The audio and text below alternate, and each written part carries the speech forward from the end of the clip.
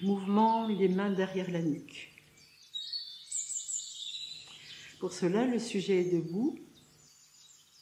Il va amener ses mains derrière la nuque en vérifiant la présence de son centre. La présence du centre, c'est la détente des mâchoires, de l'anus, des genoux, avec la sensation de l'air qui rentre, qui sort. Dans cette position-là, les mains derrière la nuque, le centre doit être là, donc dans cette perception. Si le centre n'est pas là dans ce positionnement, le mouvement n'a pas lieu d'être, de se faire. Quand c'est prêt, de là, le sujet va expirer, vider son ventre, serrer l'anus, tirer ses coudes en direction des genoux, le fermant jusqu'où ça peut le fermer.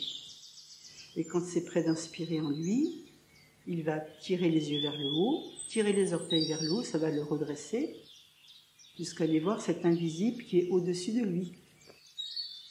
Les yeux, le boulot des yeux, c'est d'aller voir l'invisible. C'est intéressant, ostéopathique. Le sommet du crâne, voire même, les yeux peuvent aller jusqu'au bout des orteils. C'est encore par un travail des fascias. Donc vous voyez à quel point c'est invisible. Donc dans l'inspire, il va faire ça, se remplissant, et les coudes s'ouvrant jusqu'où ils peuvent s'ouvrir, se remplissant d'air. Quand il se sent plein, il va expirer en vidant le ventre, en serrant l'anus, en relâchant les yeux, et qui va le courber dans une certaine flexion, rendant l'air, vidant les choses, lui donnant une certaine protection aussi.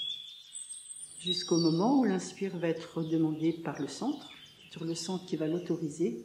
Il peut y avoir des moments de silence, de plus rien, on expire, c'est toujours écouter ce centre.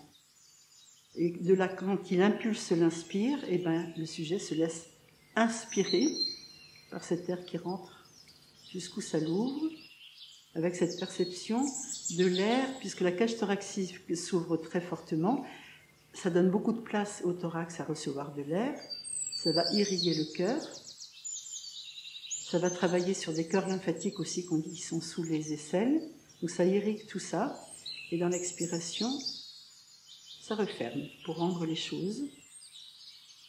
Rendre les choses, et peut-être l'expiration, je vous disais, c'est le moment d'incarnation où les choses peuvent devenir visibles dans le corps. Donc il y a une notion d'invisible et de visible dans ce mouvement.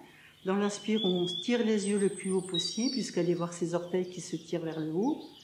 On se remplit de l'invisible, on ne sait pas ce que c'est. Et dans l'expiration, on vit tout ça pour en faire quelque chose qui, au fur et à mesure de le faire, va devenir visible. On ne va pas le voir tout de suite quand on le fait, mais le mouvement est fait pour ça aussi. C'est un mouvement très ouvrant au niveau de la cage thoracique, donc des poumons, du pneuma, de l'esprit, et qui va irriguer le cœur très fortement dans tout cet oxygène qu'on va lui donner. Ce cœur qui est posé sur le diaphragme par un péricarde. Le péricarde, c'est un fascia qui est là. Quand on parle du cœur, avoir le cœur au ventre, c'est pas pour rien parce que le cœur est posé près du ventre. Et pour que le cœur soit irrigué, il faut vraiment que ce diaphragme descende le plus loin possible dans le ventre, qui va aussi oxygéner le cœur. Donc c'est très fort pour le cœur, de ce mouvement-là, dans l'irrigation, dans l'oxygénation. C'est important.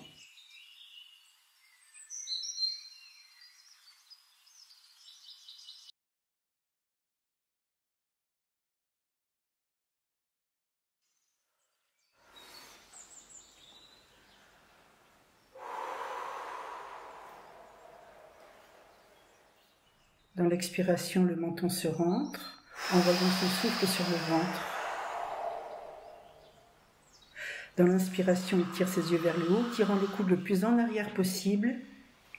Dans l'expiration, souffle sur le ventre, tirant ses coudes en direction des genoux, gardant le contact des mains.